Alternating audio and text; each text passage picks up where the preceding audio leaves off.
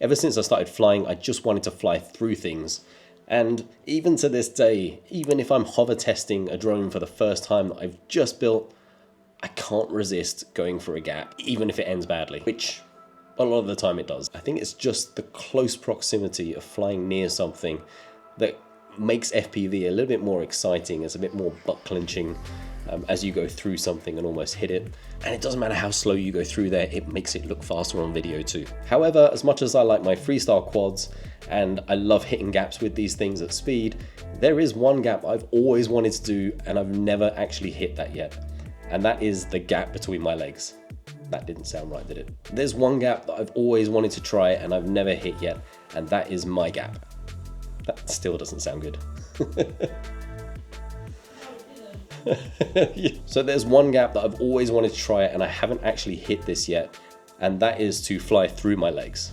I think that's better. So why haven't I done this before? I've been playing around with 5-inch quads like this, which are a little bit wide to go through my legs. I've also been messing around building 3-inch and 3.5-inch quads like these, which are still pretty quick and quite big.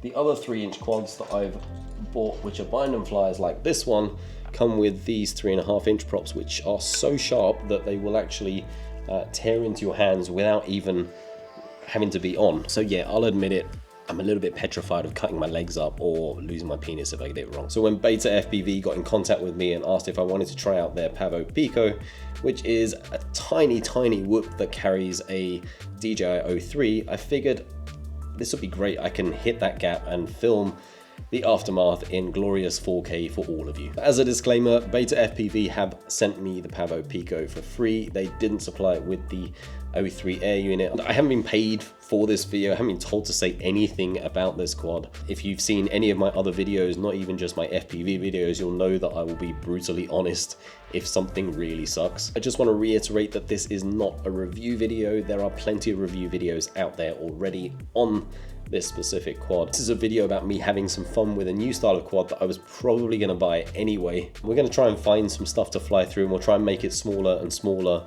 to try and get the accuracy in as well. Just see how far I can push it and what kind of gaps I feel comfortable hitting with this thing. So although I've been flying this around for a little while, because it's winter here in Switzerland, the weather's been pretty awful, so I decided to take this apart and waterproof it using FPV Worry-Free.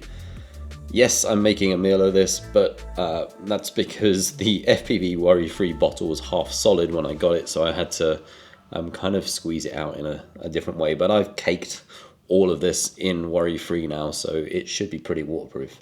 But as it's been a couple of weeks since I had flown this quad, I decided to do a little bit of normal flying just to get used to it again, and then figured it was time to try and hit some gaps in the park. I've flown through some of these gaps before, and these gaps were way easier with the Pavo Pico. I think partly because of its size, but even with that size, it's not twitchy like a lot of other smaller quads are. So it was very easy to kind of like line this up and get it through. So as happy as I was with that, I decided to keep flying through stuff, and then more stuff and more stuff, because this was quite enjoyable. It didn't always go to plan, and although I managed to hit a lot of things too and crash quite a bit, eventually one of those crashes did this. One thing I was gonna say about this was that people like talked about the durability, and I've crashed this a million times and nothing's happened. That crash just then, I've managed to snap the motor duct, so I'm gonna get another one of these and then continue testing at some other point. So I ordered a couple of new ducts and a whole other frame just in case. I ordered this in the translucent color because apparently the black frame isn't quite as durable as the translucent ones. Fast forward 3 weeks later, I get the delivery of all the spare parts, I replaced the ducts, and then wanted to go and take this for a test flight. But it seems like there was a problem. It looked like one of the motors wasn't working, and getting the quad back into the workshop, it was clear why. Somehow the motor connector had broken off. So after trying to figure out how to put that back on with no success, I decided to solder the wires in place instead. In order to do this, I had to remove the waterproofing and I didn't have any of that spare, so this quad is no longer waterproof, and I hope that that doesn't come back to haunt me later on. As I was putting it back together, I realized the air unit wasn't sitting properly in the cage, and I couldn't work out why. And then I realized that this had also broken from some of those earlier flights. Luckily I'd ordered spares of this too, so a quick change and I put that on and we were ready to go. As I hadn't flown this around as I was waiting for parts, I had to get used to this again. So I flew a couple of packs just to get my eye in, and then I decided to start flying through things. And eventually, after getting used to that again, this was the moment of truth. It was time to fly through my legs. I'm not gonna lie, the first few attempts didn't go so well. I thought this was going to be a lot easier than it actually was. I kept making last minute corrections because I was kind of scared of hitting myself, which ironically ended up with me actually hitting myself. All I kept thinking was that I'm glad I'm not using one of my larger quads with open props, especially because a few times I came very close to hitting myself in the ballsack. I eventually decided to lower the camera angle a little bit more and then tried taking it much slower. And it worked!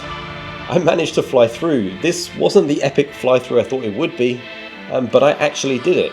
So not wanting to do things half-assed, I figured I could probably do this a little bit faster, and it actually went through. And I couldn't stop now. I figured go big or go home. I figured I should just go full send.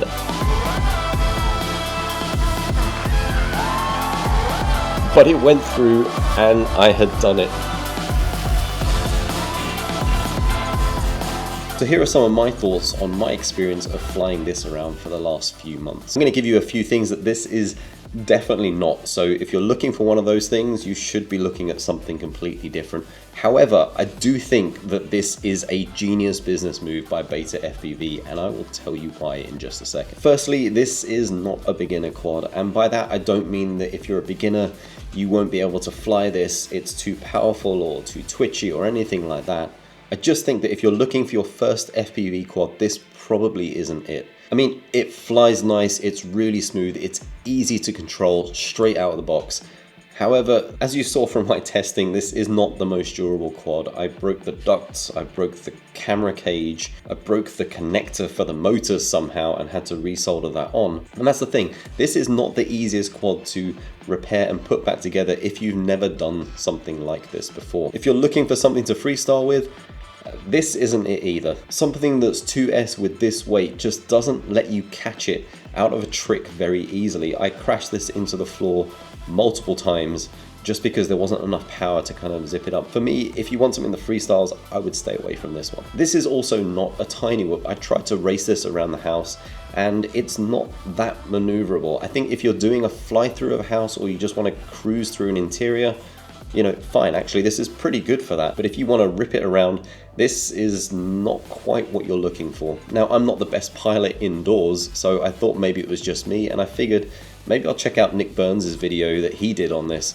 and it looks like he was also kind of cruising around, so I don't know whether it's possible to rip this around, but if you have one of these or something in this class and you've been ripping it around indoors, leave a link to the video in the comments and I'll come and check that out. So it's not good as a first quad, it doesn't really freestyle, it's not a tiny whoop either.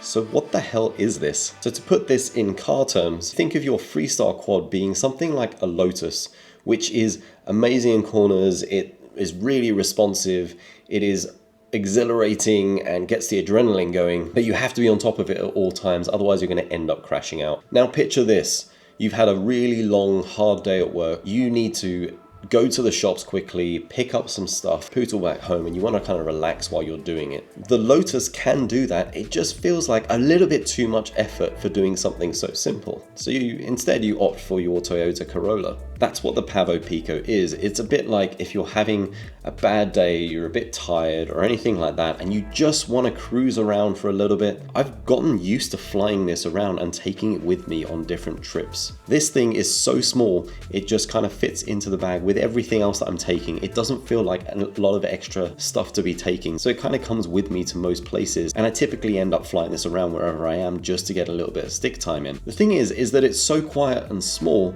that people don't realize that you're even flying, and that has its advantages in like small quiet mountain villages where the sound of a drone, especially a 6S freestyle drone, is probably not the most welcome thing. BetaFPV making this was an incredible business decision, and I don't know whether this was their reason for doing it, but for me, this was a stroke of genius. So BetaFPV are known for making tiny whoops. Up until recently, they haven't really made many DJI focused drones. And for me, I would never have considered a tiny whoop before this. And yes, I learned on a larger whoop, but tiny whoops to me seem like a kid's toy. And flying DJI, there isn't really many options available to us. So my guess is that BetaFPV realized that they were losing out on DJI pilots and decided to make this in order to get people interested in whoops. Yes, you don't get the full whoop experience with this, but what this has done has actually made me consider getting a tiny whoop. And it's made me think that so much that I've actually gone out and bought a pair of HD0 goggles so I can fly HD0 and analog. And just to think, before flying this, I would never have considered investing into another system, as all of my quads are DJI at the moment. But the lure of what I can do with a tiny whoop is a little bit too strong, so look out for some videos of me testing out HD0 and possibly analog in the future. And for someone that's never been interested in tiny whoops, I am looking to take part in Rayscale, which if you don't know what that is, I will leave a link to Skills FPV's video below. You should definitely take part in this. It will make you a better pilot. So anyway, if you are ripping one of these around or something in this class indoors or outdoors, drop a link to a video below. I would love to see people ripping these around and just see what they're actually capable of.